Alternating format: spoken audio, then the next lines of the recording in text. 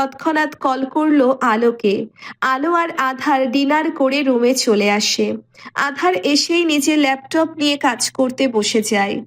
আলো একবার আর চোখে তাকিয়ে বারান্দায় চলে যায়। আলোর ফোনটা বেজে যাচ্ছে, কিন্তু আলোর সেদিকে কোনো খেয়াল নেই। জান পাখি, তোমার ফোন বাজছে। ফোনের কথা শুনে আলো তাড়াতাড়ি এসে কলটা ধরে। আলু বেবি, কি ব্যাপার? এত ভালোবাসা কেন আজ? আলোর মুখে ভালোবাসার কথা শুনে আধার ওর দিকে ভ্রু কুঁচকে তাকায়। তোকে একটা খবর দেওয়ার জন্য কল করলাম। বলে ফেলুন, কি কথা? আগামী 15 তারিখ আমার আর আগুনের বিয়ে। অনেকটা লাজুক হয়ে বলে। আচ্ছা, কি সত্যি বিয়ে? সত্যি বিয়ে? কংগ্রেচুলেশনস। আচ্ছা রাখ, যতই হোক তোদের ফার্স্ট নাইট। আমার জন্য বানচাল হলে আবার কষ্টের সীমা থাকবে না। রাখি। আলো ফোনের দিকে ভ্রু কুঁচকে তাকিয়ে একটা দীর্ঘশ্বাস ফেলে। আধার এখনো ওর দিকে তাকিয়ে আছে। গম্ভীর গলায় জিজ্ঞেস করে, কে কল দিয়েছে? আধারের গম্ভীর কণ্ঠ শুনে আলো থতমত খেয়ে যায়। আস্তে করে বলে, রাত্রি। কি বলছিল? 15 দিন পর ওর আর আগুন ভাইয়ার বিয়ে। আধার একবার আলোর দিকে তাকিয়ে আবার ল্যাপটপে মনোযোগ দেয় আলো। আর কিছু বলে না, কিন্তু ঘুমাতে গিয়ে বিপাকে পড়ল আধারের সাথে এক বিছানায় কি করে শুবে তার চিন্তায় ঘরের একদিক থেকে আর এক দিকে পায়চারি করে বেড়াচ্ছে ও। আধার বিচক্ষণ চোখে সবই দেখছে। আধার বেশ বুঝতে পারছে আলোর সমস্যা কোথায় হচ্ছে। বেশ কিছুক্ষণ পর আধার কাজ শেষ করে ল্যাপটপ বন্ধ করে দিয়ে আলোর দিকে তাকায়। আলো তখনও এ মাথা ও মাথা করে যাচ্ছে। আধার একটা বাঁকা হাসি দিয়ে আলোর কাছে গিয়ে ওকে ঝট করে কোলে তুলে নেয়। আলো হাঁ করে আধারের দিকে তাকিয়ে থাকে। কিছুক্ষণ সময় নেয় ওর সাথে কি হলো এটা বোঝার জন্য। তারপর শুরু করে মোচড়া মুচড়ি। আধার এক ধমক দিয়ে চুপ করিয়ে দেয়। আলো আধারের ধমক খেয়ে ওর বুকে গুটিসুটি মেরে বিড়াল ছানার মতো লুকিয়ে পড়ে। আধার তা দেখে নিঃশব্দে হাসে। আলোকে নিয়ে বেডের দিকে এগিয়ে যায়। ওর বেডে শুইয়ে দিয়ে রুমের লাইট অফ করে ওর পাশে শুয়ে পড়ে। এদিকে আধারের এমন কাজে আলোর বুকে হাতুড়ি পেটানো শুরু করে দিয়েছে। ভয়, লজ্জা, রাগ সব এসে ওকে ঝেঁকে ধরেছে।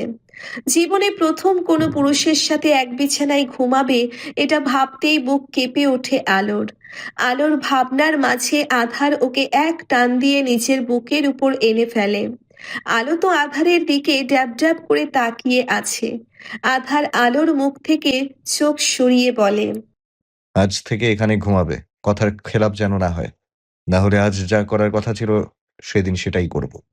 আধারের কথায় আলো চুপচাপ আধারের বুকে মাথা রেখে শুয়ে পড়ে। মনে মনে ভাবতে থাকে, না, বলা তো যায় না। বজ্জাতটা যদি সত্যি সত্যি ওসব না থাক, ওকে ঘাটিয়ে দরকার নেই।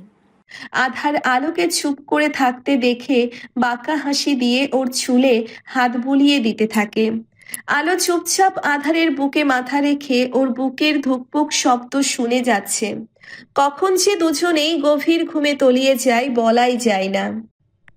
এদিকে আলোর পরিবারে একটা রাত নির্ঘুম কাটলো আলোর চিন্তায়, যেমনটা আধারের কাটতো। আলো ঠিক আছে কিনা, ভালো আছে কিনা, এসব ভেবে আধারের রাতে ঘুম হতো না। এখন আলোর পরিবারের সেই ঘুম হচ্ছে না। সত্যি এবার আধারের কষ্টটা বুঝতে পারছে ওনারা সকলে। মুখে সূর্যের আলো পড়তেই আধারের ঘুম হালকা হয়ে যায়। এমনি ওর ঘুম হালকা, বুকের উপর ভারী কিছু আছে বুঝতে পেরে বুকের দিকে তাকাই। আলোকে নিজের বুকে দেখে মুখে হাসি ফুটে ওঠে।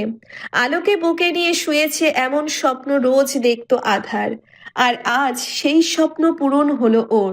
আধার আলোকে আলতো করে ডাক দেয়, কিন্তু আলোর কোনো সাড়া শব্দ নেই।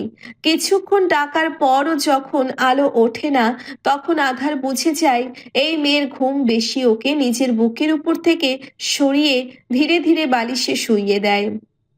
ওর কপালে আলতো করে কিস করে ফ্রেশ হতে চলে যায়। আধার ফ্রেশ হয়ে এসে দেখে আলো একটা বালিশ মাথায় আর একটা দুই পায়ের মধ্যে দিয়ে ঘুমাচ্ছে। আধার ওর অবস্থা দেখে ফিক করে হেসে দেয়। হঠাৎ নজর পড়ে আলোর উন্মুক্ত পেটের দিকে। ঘুমানোর জন্যে টপসটা অনেকটা উপরে উঠে ওর মেদহীন পেটটা স্পষ্ট দেখা যাচ্ছে। নাভির কাছে থাকা তিলটা বেশ আকর্ষণ করছে আধারকে।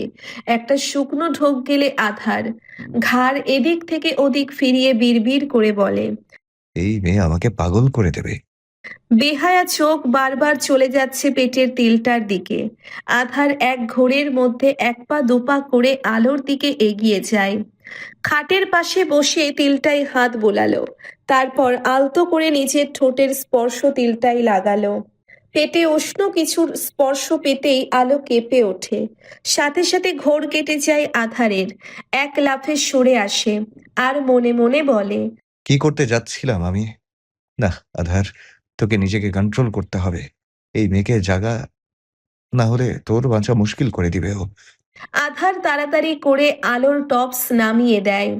জান পাখি, ওঠো, সকাল 8টা বেজে গেছে। আর কত ঘুমাবে? ওঠো জান পাখি।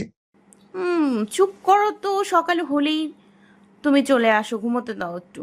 আর কি ওই বজ্জাটার মতো জান পাখি করছো? ঘুমের ঘোরে বলে। আধার তো শকড। ঘুমের ঘোরে ওর বউ ওকে মা ভাবছে, আবার বজ্জাত বলছে। এরপর ও ডাকতে থাকে, কিন্তু কি করার, আলো তো আলো, ঘুমিয়েই আছে। বাহ, এই মেয়ে যে সোজা কথার মেয়ে না, সেটা আমি ভুলেই গেছিলাম। দাঁড়াও, তোমার হচ্ছে। আচমকা আধার আলোর ঠোঁট দুটো নিজের দখলে নিয়ে নেয়। আচমকা এমন হওয়ায় আলো ধরপড়িয়ে চোখ মেলে তাকায়। কিছুক্ষণ সময় নেয় কি হচ্ছে বোঝার জন্য। যখন বুঝতে পারে কি হচ্ছে, তখন আধারকে সরানোর জন্যে কিল ঘুষি মারতে থাকে। আধার বিরক্ত হয়ে আলোর হাত দুটো নিজের হাতে বন্দি করে নেয়। নিজের মতো করে আলো ঠোঁটের স্বাদ নিয়ে ওকে ছেড়ে দেয়। আলো ছাড়া পেয়ে জোরে জোরে শ্বাস নিতে থাকে। আধার ওর ওপর থেকে ওঠে। তাড়াতাড়ি ফ্রেশ হয়ে ব্রেকফাস্ট করতে এসো, তারপর অফিসে যাব ফার্স্ট।